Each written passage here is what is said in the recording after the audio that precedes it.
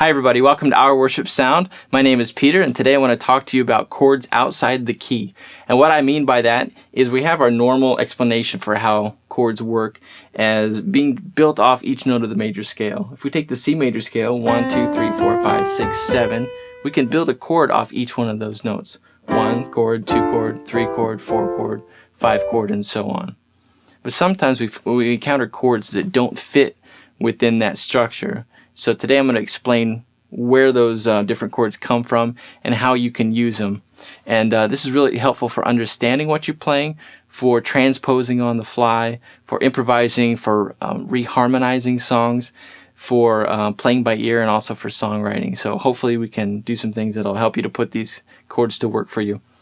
The first way that we're going to find chords outside of the key is by taking one of these notes of the major scale and altering it and then building a chord off that altered note. So the most common one is if we take the 7th note, flat it, and then build a chord off that. So within the key of C major, if I took a B flat, an example of this would be my Jesus, my Savior, oh, there is none like you. All of my days I want to praise the wonders of your mighty love. So the flat 7 is a really common chord. Another common one is the flat 6. 1, 2, 3, 4, 5, 6. Flat it, then build a chord off of that, major chord. Okay, an example of this, if we're going to go to the key of E major, 1, 2, 3, 4, 5, 6, and then do it like that. So here's, again, I say Rejoice by Israel, a New Breed. Rejoice in the Lord always, and again I say, rejoice. So that had the flat 6 and the flat 7. So a good example there. Another example of a chord built off an altered scale is the flat 3rd. So if we were in C major, we take the E flat.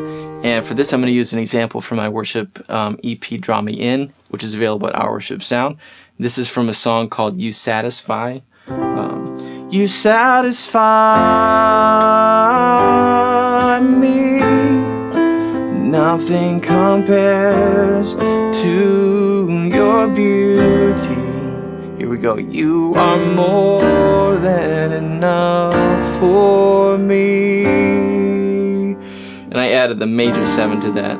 But if I simplify it, you are more than enough for me. So especially those flat 6 and flat 3rd chords are really dramatic and really add nice color to what you're doing. So the first way that we can find altered chords is by altering a note from the scale and building a chord off that.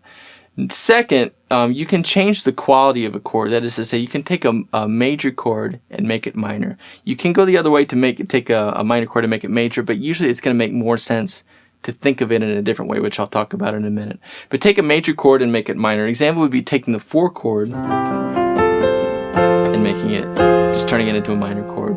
So I'm going to use another song that I've written as an example, just trying to use what came to mind. But precious Savior, Lord, how we love you.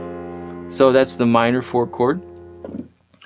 So just changing a major chord to a minor chord. You can also see this in You Are Good by Israel, a New Breed again. We worship you. We worship you. In the second half of the chorus, take the major chord, the 5 chord from that, which is major, and change it to minor. So that's another example there.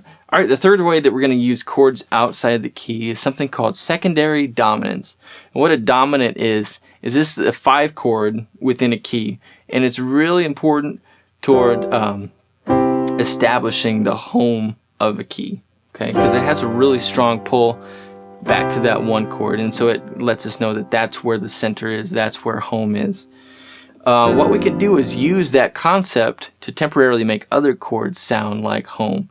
A really nice one is if you set up the secondary dominant of the 6th chord, which is minor. So to get there, what we're going to do is we're going to approach that chord that we're going to and trying to make that the temporary home. We're going to approach it from 4 notes below. So if I go 1, 2, 3, 4, to get to the A minor and set that up as home, I'm going to have to play E as a dominant chord.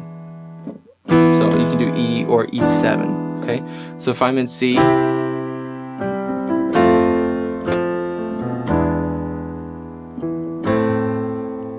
so you can hear that once we get to that chord, there's not necessarily a feeling like we need to go somewhere else. It's home right there. So we did that with a secondary dominant. Another example, I'm going to set up the 5 chord as home by changing the 2 chord, which is normally a minor chord, to a major chord with a flat 7 on top. So this is what I was talking about when I said you could take a minor chord and make it major, but really what we're talking about at this point is creating a secondary dominant. So, great is thy faithfulness, O God my Father. There is no shadow of, here it is, turning with thee. And then to get back to C, we're just going to add the 7th. So this is the dominant again. Thou changest not. Okay, so secondary dominants are another reason why we find chords outside the key. 4th reason is something called tritone substitution, and this works along the same lines as secondary dominant, but it takes the concept a couple of steps further. It has a much jazzier sound to it, and it's used a lot in jazz. It's something I'm not going to take the time to explain in this video. It's actually I'm actually going to do it in the next video, so stay tuned for that. But these are really good ways to kind of expand your repertoire of what you play, whether you're improvising or writing a song or trying to create something fresh out of a song that you've played for a while. So I hope that's been helpful for you. And at this point, I want to encourage you to keep sending me emails and leaving comments and contacting me either through YouTube or through my website, Our Worship Sound, or through Facebook or Twitter. I'm just really blessed and encouraged by how much feedback I've gotten and how many subscribers have come on. I told a friend before I started all this that I've always wanted to do something like this, but I've been intimidated by the task of building an audience. Well, the audience is coming along a lot faster than I had hoped for or anticipated. So I just want to thank everybody for coming alongside, and keep sending the comments and emails, and let me know if there's anything I can help you with. Hopefully we can do something that will add value to you and add value to your worship and everything that you're trying to do, so we can just make our praise glorious, just serve God with everything that we have. So anyway, thanks for joining me. Stay tuned for that next video, and we'll see you soon.